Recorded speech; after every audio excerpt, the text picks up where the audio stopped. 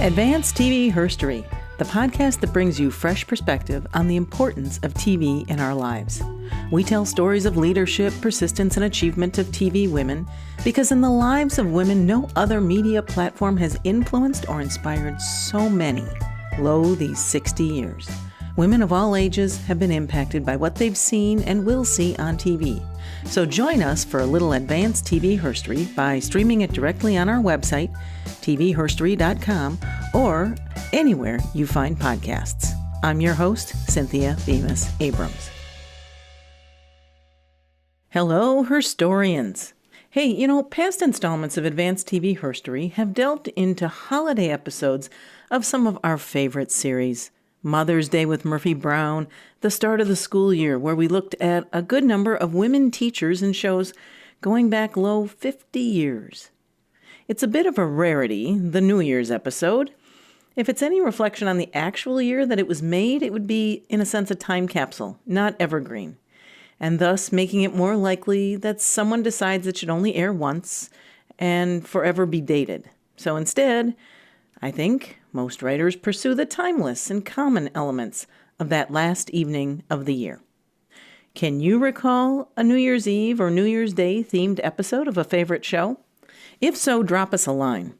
Maybe it was a medical drama because crazy and poignant things happen on New Year's Eve that need to be treated in the ER. Or maybe a cop drama because crazy and poignant things happen on New Year's Eve that a police officer might encounter on or off duty. A family drama or comedy might hinge on whether the teen gets to go to a New Year's party, and if so, with whom.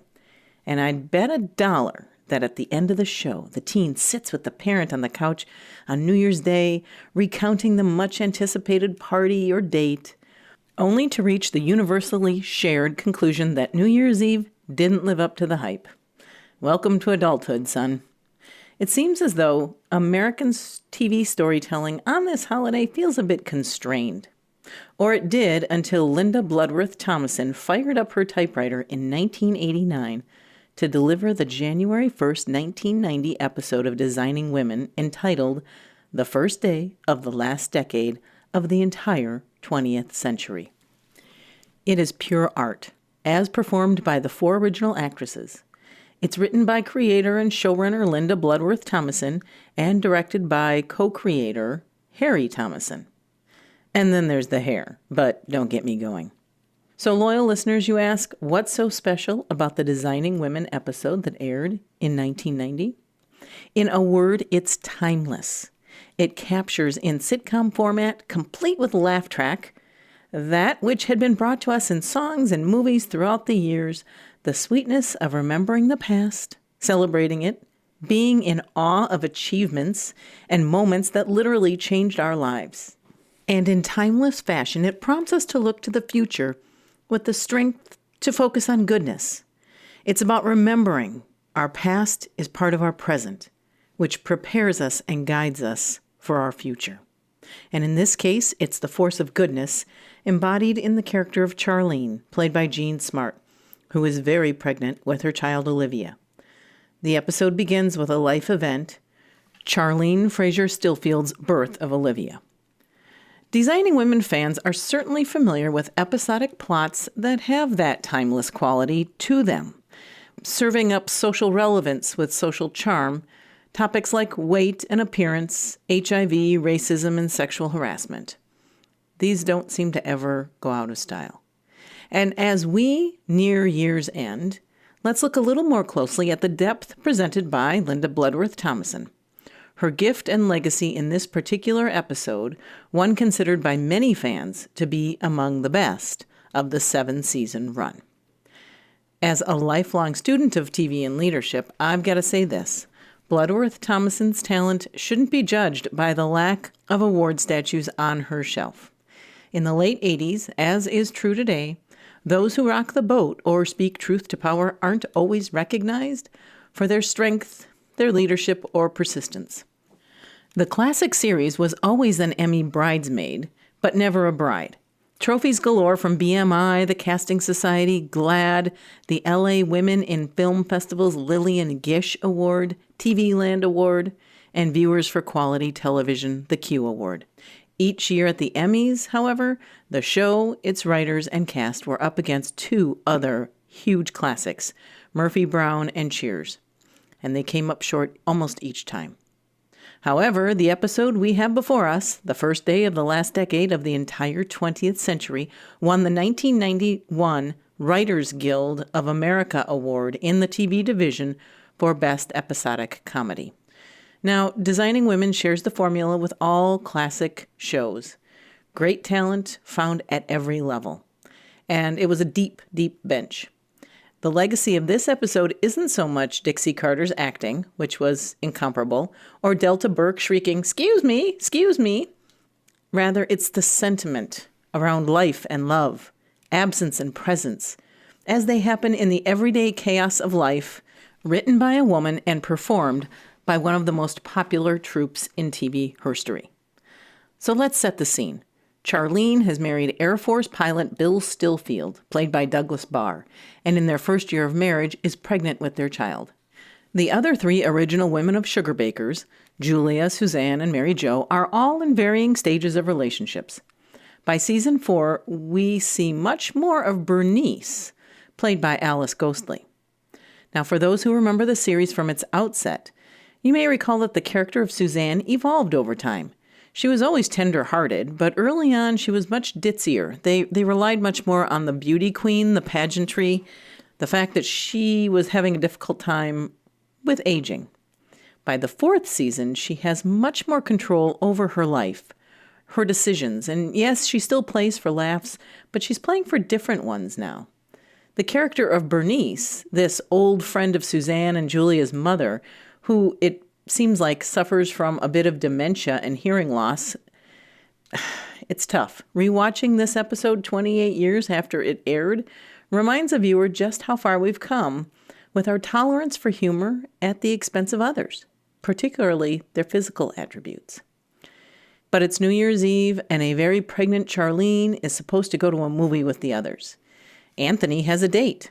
Bernice isn't sure if she has a date, as the older gentleman she is supposed to go out with tends to not call her when he can't go out on account of a gout flare-up.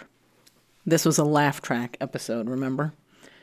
Bernice's bits and the addition of Anthony's girlfriend, who's supposed to be kind of a Tina Turner lookalike, they generate the majority of laugh track responses. This was a back-to-back episode, and so filler was essential so that they could tend the two more serious story arcs. The Tina wannabe and Bernice's wardrobe choice, they were just classic seasoning to the sauce. Happy New Year. Well, Happy New Year, Bernice. Ah, busy, shoot. Happy New Year, Suzanne. Happy New Year to you too, Bernice, you little fruitcake. Suzanne! Oh, she knows I'm just kidding. She loves for me to call her that. Don't you, Bernice? It's okay. I would mind, though, if, for example, we were at the White House. Okay, I'll remember that. Bernice. What? Why are you wearing your Christmas tree skirt? Well, this is the skirt you gave me for Christmas. Yes, I know. It's not to wear. It's a Christmas tree skirt. You're supposed to put it around the base of your Christmas tree. Oh, well, no wonder. I like to never got this thing on. I finally just let the waist out and tied it with a belt. It's a nice bit, and Ghostly pulls it off with aplomb. Without her chatter about underwear and dating senior men, and later her calling the hospital for a ride so she can join Charlene and the others, the birth and the death themes of this episode might have gotten a bit heavy. And then there's Anthony's date, with the Tina Turner look-alike thing going on. Now, with 21st century eyes, we see this as a mismatched date. Anthony, played by the highly underrated Meshach Taylor, had become so sophisticated and well-spoken, and his date Vanessa this evening is dressed in a short gold skirt and a purple furry wrap. She carries a boombox on her shoulder and dances around to James Brown's I Feel Good. I have nothing more to say about this. You watch. So we cracked open this time capsule that Linda Bloodworth-Thomason and the 4 Southern women left us. The one about putting aside 1 year by reflecting on it, and the past and starting a new one. Charlene is about to bring a new life into the world, and Julia at the hospital encounters a 102-year-old woman lying in a bed a few doors down from labor and delivery. Miss Minnie, played by the incomparable and unheralded Bea Richards, was living her final hours. Charlene will head to the hospital with her work colleagues as husband Bill has to do some Air Force flying on New Year's Eve. Don't ask me. I didn't write the script. But before he leaves, she has a pregnancy meltdown that is par for the course, having experienced a few of those myself. The holidays and all the classic sappy movies that are shown, that this is what she's been watching. So, of course, remember that of the four, Charlene is the one most fascinated by Hollywood and writers and the great romantic stories that we know in our culture. None of the other four, can tell a story with the color that matches Charlene's. I think it's sad that kids don't grow up that way anymore. Oh, you've just kind of fallen apart, haven't you? Yeah. I shouldn't have watched Grapes of Wrath last night. You know, Henry Fonda reminds me so much of my grandpa. That speech he does at the end just kills me. Well, maybe we should put away all these old family pictures. Here he is. Charles Thomas Frazier. He always wore that hat. He carried a pocket watch and smelled like pipe tobacco. I know it's crazy. He's been gone 20 years, but I was just hoping he'd be here when the baby came. I mean, maybe Mom and Daddy will die too, and nobody will see our baby grow up. Gee, is there anything else you're worried about? Yeah. I'm worried about you and about baby furniture and about East Berlin. Maybe you shouldn't go see Steel Magnolias today. So Charlene dozes off, and while napping, she is joined by her guardian movie star, Dolly Parton. Now, realize that Dolly's career was in full heyday mode. She had done movies and written and performed 22 episodes of The Dolly Show in 1987 and 1988. And she was heard hourly on mainstream radio throughout the year, thanks to a string of duet hits with Kenny Rogers. And important to the brand of the show, think about this, about these four hardworking women in Atlanta, was that the hardworking Parton proudly embraced her Tennessee roots. So she was one more Southern voice that was sort of added to America's being able to see Southern women in a very different light than had ever been cast on TV. Dolly's presence in that episode, rhinestone and sequin dress and the hair, she generated this confidence that Charlene needed, as was the pep talk that would bear more meaning as the evening went on. And you're from Poplar Bluff, Missouri. Oh my gosh, how'd you know that? I told you I know all about you. I also know that in a few hours you're going to meet the best friend that you'll ever have, your daughter. Oh, I knew it. I knew it was going to be a girl. I got a name all picked out, too. Olivia Frazier Stillfield. Oh, I hope she grows up to be just like you. As far as I'm concerned, Miss Parton, you're the greatest hick who ever lived. Oh, well, thank you, Charlene. Actually, she is a little like me. Which part? She's no angel either. Oh, gosh, I can't wait to meet her. Oh, but she can't come today. I'm not ready. Oh, it won't be today. It's tomorrow, January 1, 1990. The first day of the last decade of the entire 20th century. Oh, it's just so exciting, Charlene. Everything's changing. This whole world is just opening up. Well, that young could be anything. Wow. She could be the next leader of the free world. Well, that's right, she could, but she also could work at a car wash. Wow, a car wash. Well, that could be interesting, too. I'm just a little sad, though, because whatever she is, my grandma and my grandpa and my sister Pat, who died, they won't be here to see her. Oh, well, that's where you're wrong, Charlene. Because when Olivia comes into the world tomorrow, they'll be with her. I mean, everybody in your family that's gone on before you, everybody you've loved, you'll see them in her eyes and in her smile and in the way she walks. And when she takes her first step and says her first words, they'll be there. When she has a fever, 3 o'clock in the morning. Yes, leave it to Dolly to bring home the message to an emotional woman about to give birth that her baby is more than a bundle of DNA. This message is the sort that actually empowers people to face their fears and to work their hardest, to give that extra oomph that it's going to take to get something done, like delivering a baby. Something as simple as being reminded of those we loved respected, or for whom we can only recall hard work and sacrifice, that they're with us, this is so powerful. And we know that changing thoughts can spur a chemical response and reduce our blood pressure. It's how women cope. Whether or not they know the science, they know it works. And Linda Bloodworth-Thomason, writing this episode, knew it would work. Like Charlene, women and men watch treasured holiday classics that reinforce these messages, that take us back, that take us alongside the ghosts of our own Christmases past, present, and future, as a point of reflection. Ebenezer Scrooge should have been so lucky as to have been visited by Dolly Parton. Dude might not have required all 3 visits.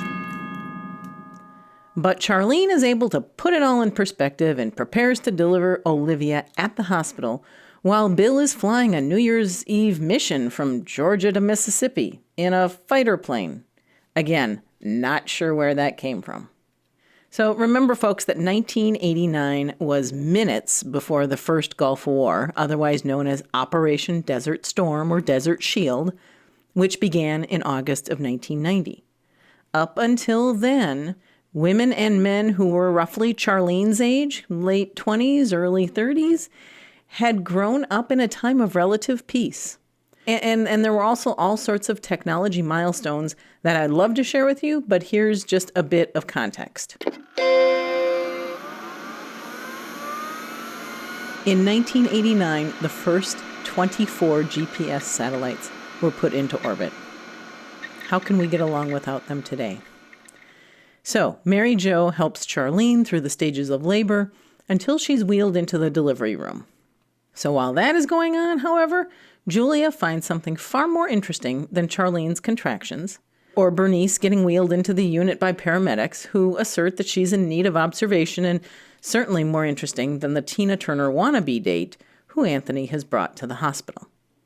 Instead, Julia finds the 20th century, or more specifically, a woman who has lived every day of the 20th century and then some.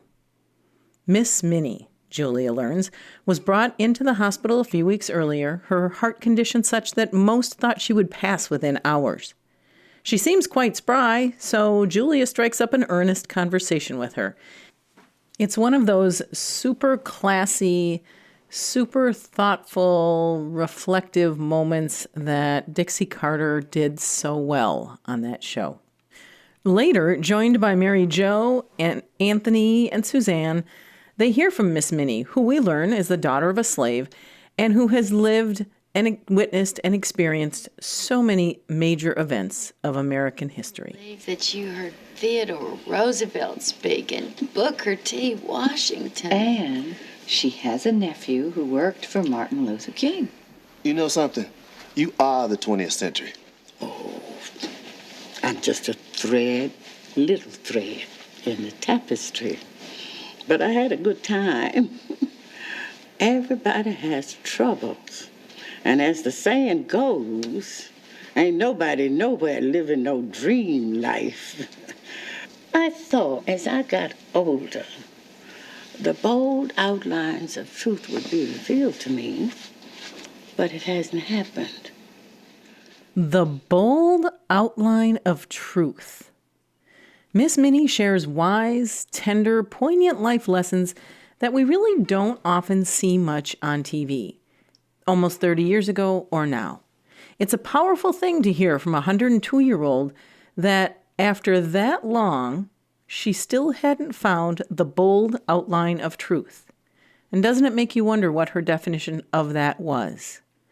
And while she witnessed history and progress and worked to support herself and her family after her husband's passing in the early 30s, that's the kind of context you get when you're 102 years old, she ultimately was most proud of her family. New Orleans to Chicago. And I will say dancing surely would have been a pleasure. But our church didn't allow it. I never did agree with that. I think the Creator was doing his job when he made young people with fists in their feet.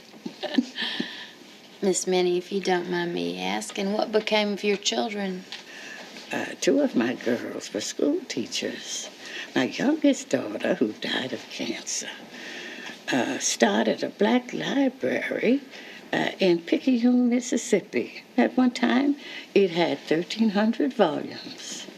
And my son Cassius, who was as handsome as this young man, was lost in the war. And my other son, Arthur, worked for General Motors. And it's a hard thing when a mother outlives all her children. Avoid it if you can. Do you feel that circle getting drawn? It's not the first time this story has been told, birth and death, taking great pride in the accomplishments of those we love, and more importantly, taking the time to listen to others share that pride. We've all done it. We've watched it, but few episodes in 60 years of TV have delivered it with such respect. Standing at the old woman's bed, the regular cast, I'll try to paint this picture minus Charlene, was this essence of 1989 prosperity, privilege, aspiration. Suzanne and Mary Jo and Julia wore suits that buttoned clear up to their necks. Even though it was supposed to be midnight, their hair all looked great, and their makeup too. The Anthony character epitomized proper. The four of them just listened. They just paid the respect. They had been given no indication that Minnie would pass that evening or morning, early morning. Rather, they were just savoring a moment that they never expected would happen, standing in the hospital room of a stranger. Go ahead and call it contrived, and yet it isn't. There is something sincerely optimistic and genuine about this whole episode, and I think that's part of what makes it such a classic. Dolly settles Charlene down enough that she's confident that she can deliver her baby without her husband by her side. And with President Bush, the senior, in the White House and Democrats in control of Congress, we were a nation at peace and seemingly managing the day-to-day. And so babies were being born, and lives were being lived with every expectation that there would be another day tomorrow. And others were coming to an end. And weren't we the lucky ones to be living in America, the country viewed by all others throughout the 20th century as the leader of the free world? All the love and happiness I had in my life. And I hope the world keeps going toward freedom. And I hope that people everywhere can learn to live together in peace. As my papa used to say, we ain't what we should be. We ain't what we gonna be. But at least we ain't what we was.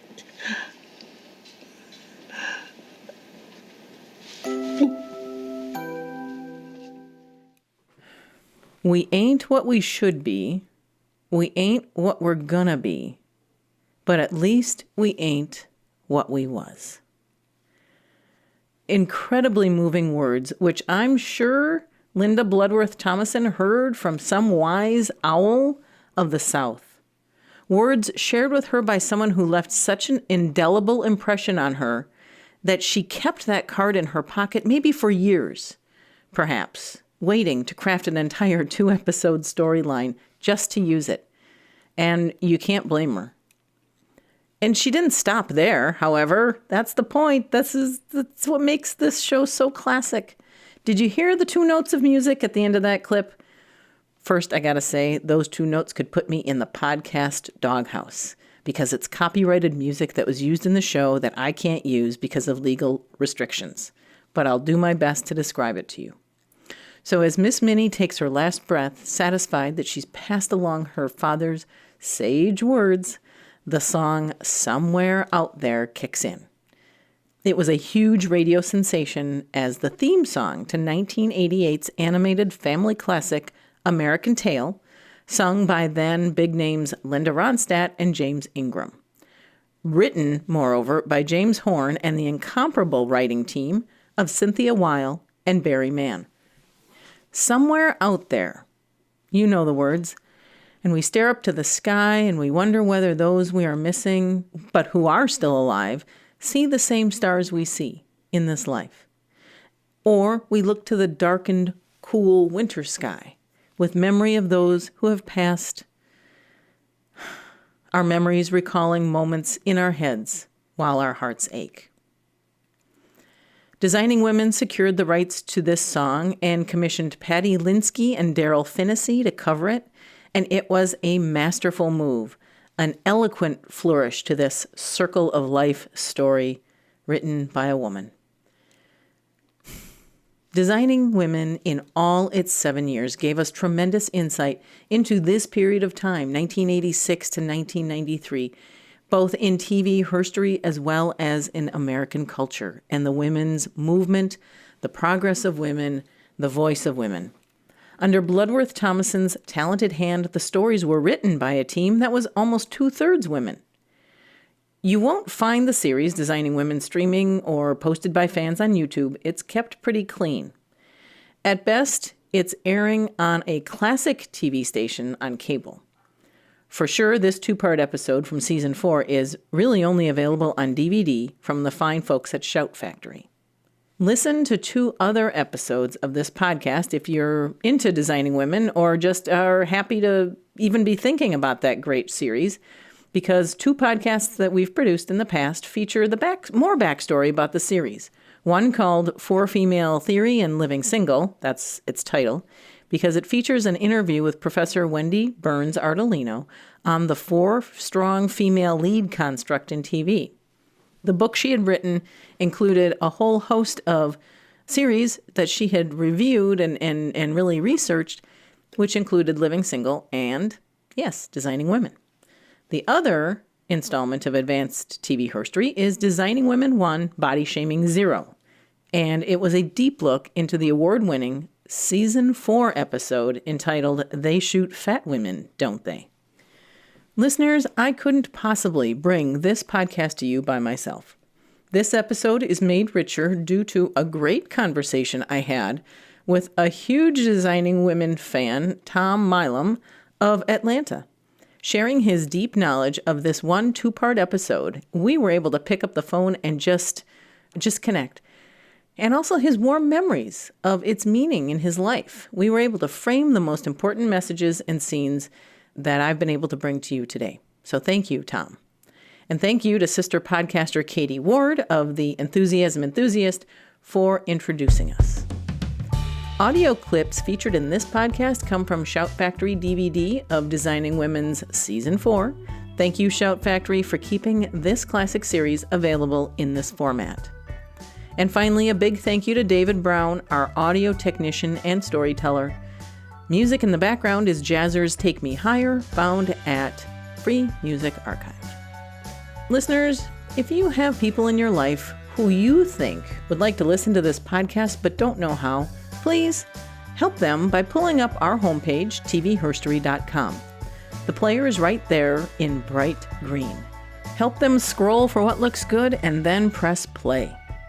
We'd love to hear from you about your favorite Designing Women episodes, or better yet, help us get a jump on next year by thinking about the holiday or the New Year's episodes of any favorite show that you've encountered recently or just have a great memory of that you would like to recommend for us to look at. Let's talk. Connect with us on Twitter. Our handle is @TV Herstory.